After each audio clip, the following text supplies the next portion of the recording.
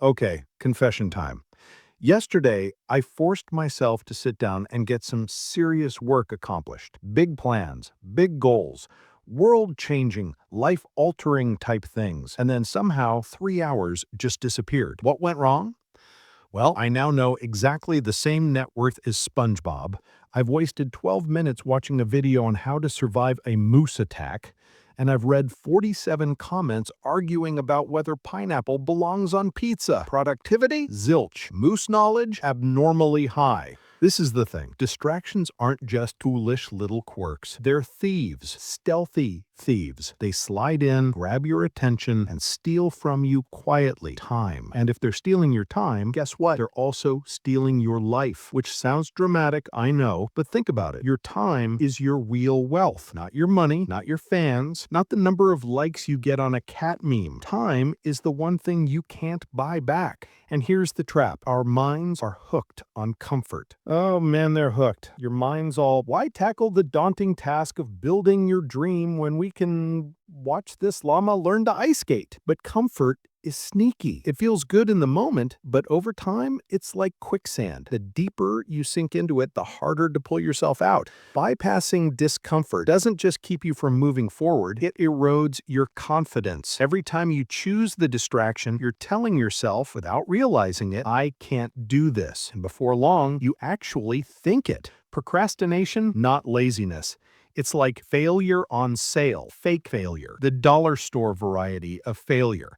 Because you don't actually try, you simply dodge. And lo and behold, avoidance builds nothing. Meanwhile, your potential, it's just hiding in the corner, alone, sniffling quietly as you swipe through 14-second TikTok fads.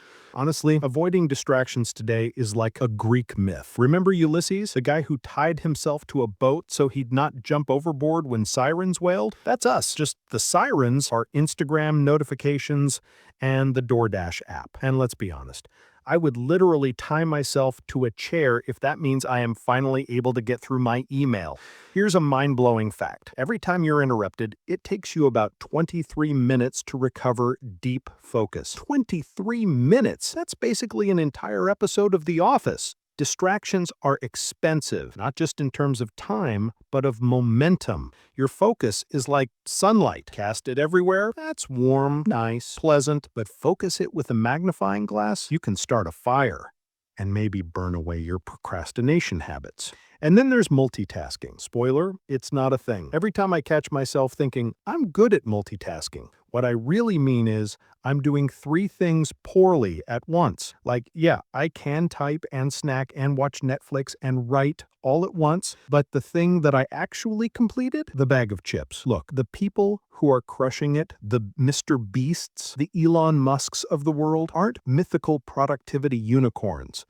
They're simply ruthless about erasing distractions. They build walls around their focus. Quiet, routine, in some instances, even isolation. Why? Because they know that deep work is holy. It's the only way to actually build something that lasts. You don't have to be Elon Musk, but you can pilfer the trick. Start with 1 hour. One holy, no interruptions, Wi-Fi off, airplane mode on hour. Yeah, you'll convulse like a raccoon withdrawing from garbage at first, but eventually your brain quiets down. And here's the great part. When you stop loading every corner with sound, you get bored. But boredom, that's not the enemy. That's the doorway. That's where ideas sneak back in. That's where your brain remembers how to focus. The more you put work into it, the stronger it gets. Attention is a muscle. Starve it, and it wastes away. Work it, and you become a beast. Because the version of you that can focus, that's an intimidating human being. That's the version that follows through, who builds,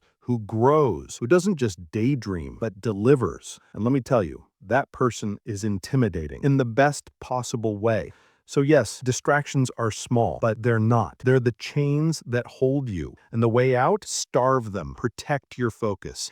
Even an hour at a time, because one focused hour develops momentum. Momentum develops progress. And progress develops the life you actually want, not the one you scroll through on your feed. So turn the phone over, close the tabs, choose a little awkwardness, and perhaps, just maybe, let the penguins wait. Your dream is stronger than noise. You just have to provide it with the silence to speak.